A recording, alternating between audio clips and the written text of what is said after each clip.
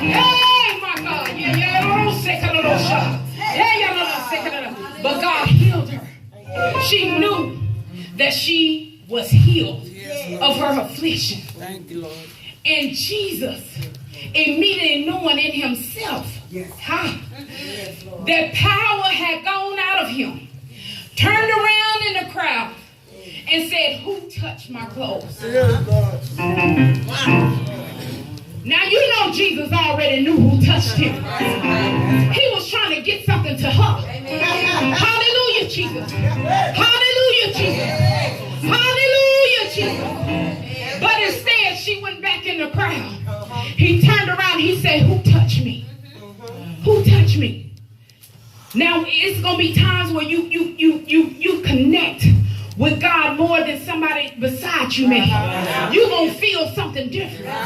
Don't feel bad because you feel the power of God. Don't feel bad that you feel the presence of God. Don't feel bad that you're going to get up and you praising God and the next person sitting there looking crazy. Because you know that God is doing something for you right now. You know that God is healing you right now. In the name of Jesus. Hey, God. Hey, God. That he knowing immediately, knowing in himself that power had gone out of him.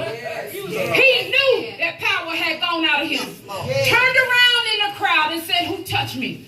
When Jesus do something for you, don't go back in the crowd. When he heal you, don't go back.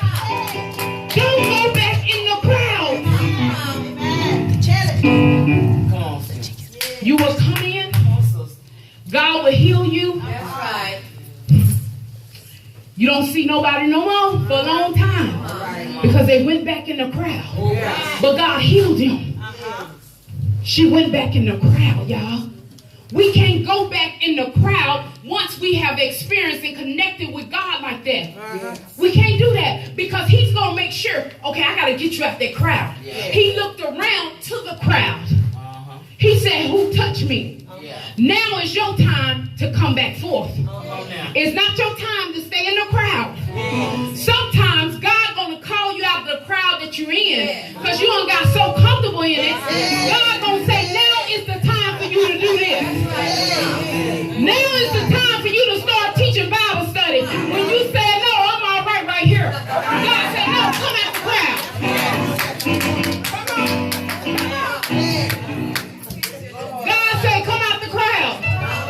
He gonna say now, hey, you've been sitting back there too long. Now it's your time to start leading prayer. Come out the crowd. Come out the crowd. Come on now. Come on now. Huh? God is calling. He's looking back and saying, who touched me? Look, you've been sitting back there on the pew too long. God said, I'm calling you out of the crowd. He said, he said, you've been touching me all the time. Hey, but you went back in the crowd. You're sitting back. But God said, now you finna come out. This wasn't for Jesus. This was for her. This was a faith thing. This wasn't for him. He knew who touched him. And a lot of times we let fear grip us. We let fear grip us. We let fear stop us from doing what God told us to do. We got to do what God tells us to do. Fear gonna come. But you got to know that God has not given you a spirit of fear, but power, love, and of a sound mind. So you got to step out. You got to step out and do what God say do. Hallelujah, Jesus. Hallelujah, Jesus. Come on. Come on now. But the disciples said to him, y'all finna see something in this. Oh, God. But his disciples said to him, you see the multitude thrown in you, and you say, who touched me? Y'all see how y'all on them pews right now? And God touching some people right now. And you don't know nothing about it. You don't know nothing about it. God's sitting up there touching their hearts right now. Something taking place right now. The issue is being healed right now. And Jesus said, who touched me?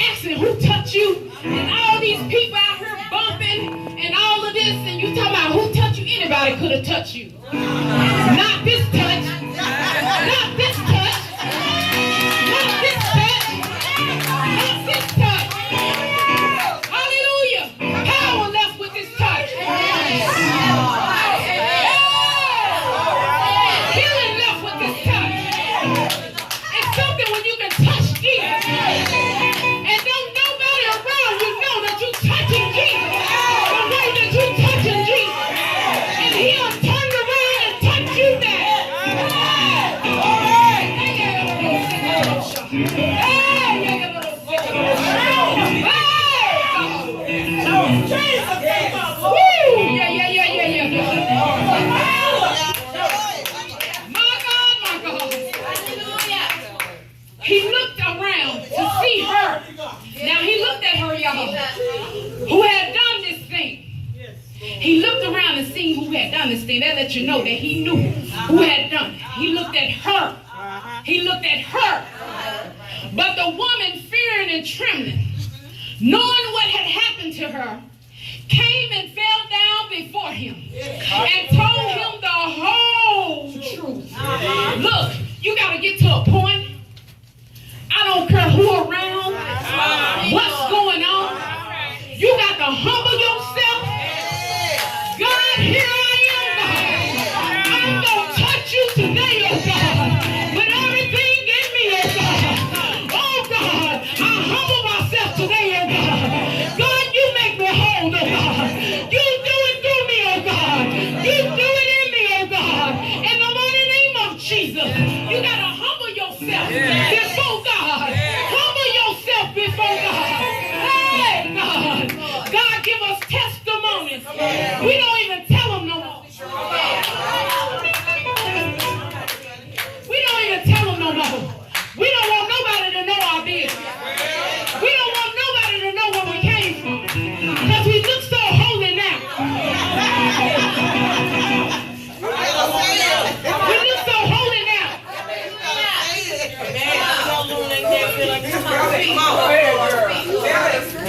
We don't want nobody to know what God done brought us from.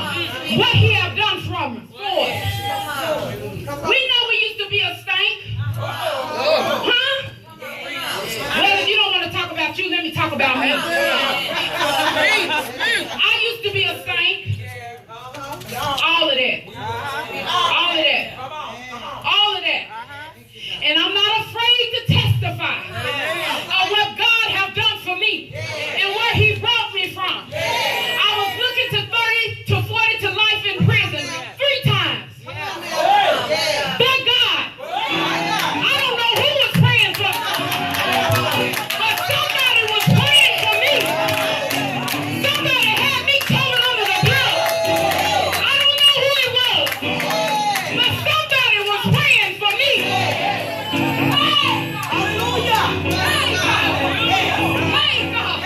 I dare not act like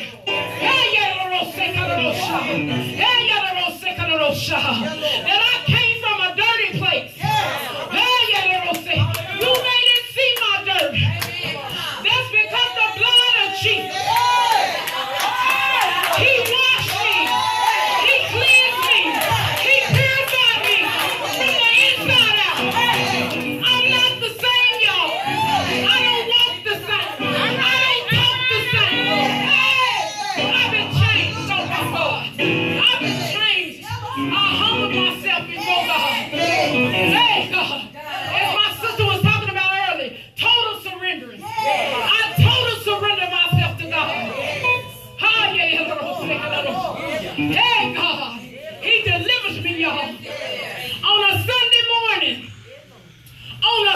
morning, I still had drugs at my house. Ended up at a service on that Sunday morning. Hey, God. The pastor was up preaching. I wasn't planning on serving God that day. I was thinking about them blunts I had rolled up in the tire.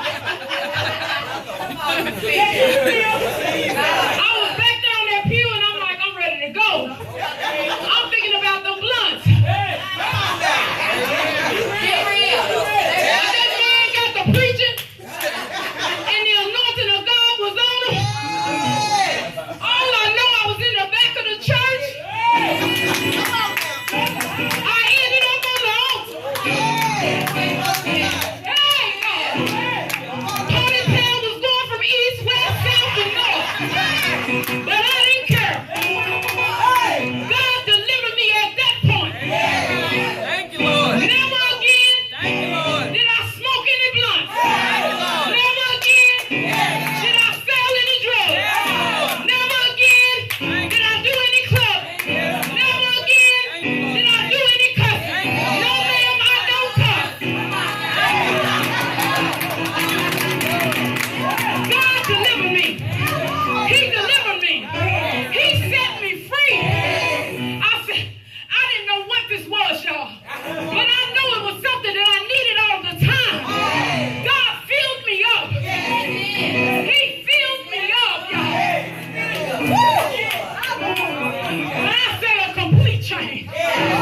I said, how could this be? How could this be? I thought it was in my blood. How could this be? My blood was making me feel good. How could this be? But when my bloods were off, I was in depression. I was suicidal. I was full of hate, full of bitterness. So my bloods weren't doing nothing for me. But when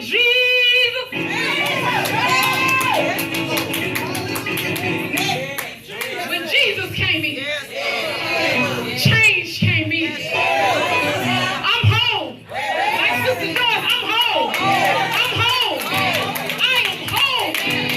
I used to worry about what people say about me, what they think about me, what family thought about me. I don't care what you think about me.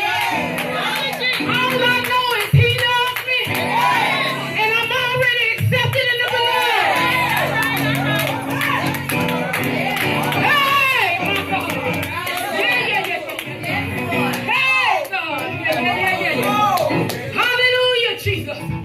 Hallelujah, Jesus.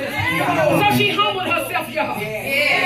Sometimes you're going to come and you're going to get the shaking because she was fearing and trembling. Fearing and trembling. Sometimes you're going to be trembling. You don't know what to do. You don't know how to do church. I don't know how to do church either. And when I came to God, I didn't know how to do church. I didn't want to do church.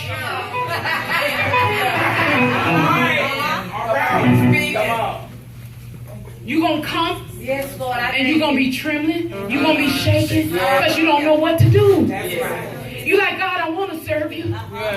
I want to surrender to you. But God, Tony at home in the bed.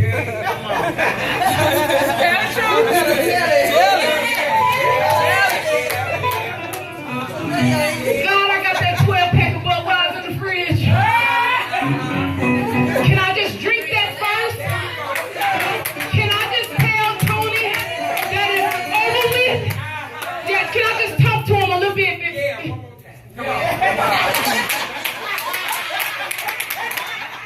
Can I just do that? We have to be real, y'all, because it's women coming in. They don't know how to do church. But if you're doing God, if they keep seeing you doing God, they begin to do God. They'll begin to do what they need to do. But if they see you grouchy and mean and bitter, they don't want no dealings. They don't want no dealings. Fakeness didn't save me. Fakeness and phony didn't save me. Holiness, realness saved me. Because coming out off the street, I don't want nothing fake and phony. I needed real. I needed God to do this thing in me. Do it quick, God. Do it quick. I'm telling you, my family thought I had lost my mind. Because y'all, I stopped wearing pants. I was in long dresses. Okay. Come on. All right. But that looked holy to me. I thought that was... I didn't know how to do church. But when I see everybody else wearing dresses, I need to wear dresses too. Come on. So I started wearing my long dresses. I'm talking they long. Then wear my toes out. No, not a church guy. Right? The male. Wouldn't even wear my weave, y'all.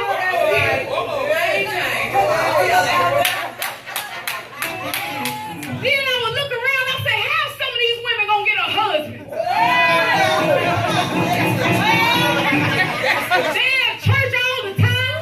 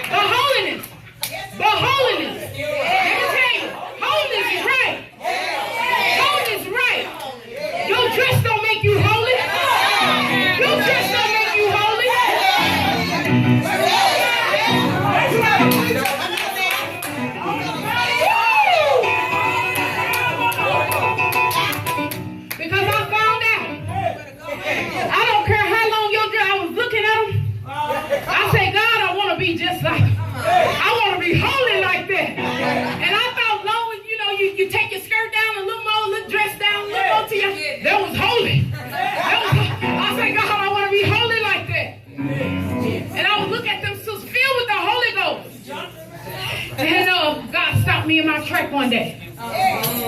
He said, you want to be like me. So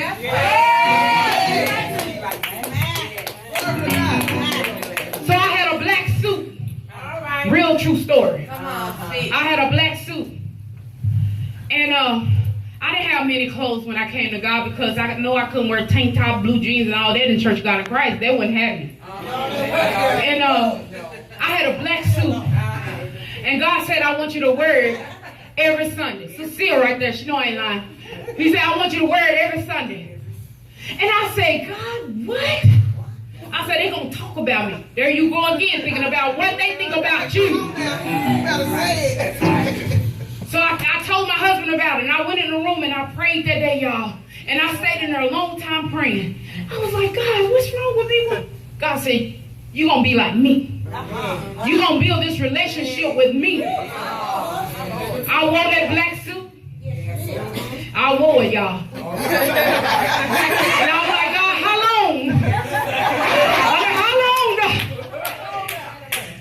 The first lady there, she had me, she said, we had young adult class, and she said, I want you to speak. I said, yeah, I know y'all been wondering about my black suit. I already had heard the talk. Y'all been wondering about my black suit. And I began to tell her the reason why I was wearing my black suit. I said, God was breaking some stuff off of me because I walked in your conviction. Evangelist, I walked in your conviction. God wasn't convicting me of those things. God wasn't convicting me to come out of my pants. God wasn't convicting me of not wearing open-toe shoes. He wasn't convicting me of those things. But I began to walk in the conviction, but it put me in bondage. It put me in bondage. And it was getting to the point I was getting upset at God because I have allowed myself to get in bondage. So when God, real talk. We say real talk. And I began to talk to God. And I said, God, I'm sorry. I'm sorry, God. I don't want to be like nobody but you. Nobody but you. And so after I began to share, and I began to share my testimony and so forth, and I could see God was working something out right in that class. And I told him, I said, and then I was being rebellion towards my husband. My husband would tell me this ain't the time to go shopping. I can tell on me. And I would go shopping anyway. And I would hide the bags in the closet. I would have some in the trunk. I would have some under the bed. But didn't know I was in rebellion. Because he said rebellion is as witchcraft. And I began to share that in the service. And the women began to say, you helping me. You helping me. And I did not know y'all. That was the end of my black suit. God said you can come up out of it now. Because I broke out of religion. I broke out of bondage. And I built a relationship with God Almighty. I didn't have to be like nobody but him. I stopped rebellion against my husband. When he said it wasn't the time to shop, I said, really? One thing. He said, wait. So I began to pray about that thing. I said, God, help me where I don't go shopping and hide bags. Because it was a habit, y'all. That was an issue right there. That was an issue. And it got to a point, it got easy for me. Because I said, God, if I'm rebelling against him, I'm rebelling against you. And you said rebellion is as witchcraft. So I said, God, free me up from this thing right now. Free me up from this thing right now. I don't want to be a witch. I don't want to act like a witch. God, free me up. He freed me up. He freed me up. Those are issues, y'all. Those are issues. We don't tell it like that. But those are issues. Those are things that we hide behind. We mask behind. Because I can't talk to everybody. I can't trust you. And the reason why you can't trust me because you are hooked up with that other sister and she don't got in your ear. She done told you something and she don't even know if that's true. That's what's going on in the church. Be real. Those are issues. That's why I say that the games have set up in the church. You got this clique, that clique, this clique, that clique. You got the first lady clique, the pastor clique, the missionary clique, the deacon clique. Come on now. Come on. What in the world is wrong with that? And then the ones that are around you, they don't want nobody else to get to you. Because the truth might get to you. The truth might get to you. Those are issues that we got to break loose from.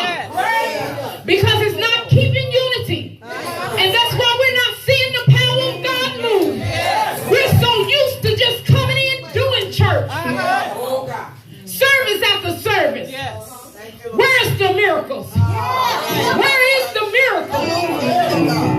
I don't care if it's 10 people up in here. I want to see the miracles of God. The manifestation of his power.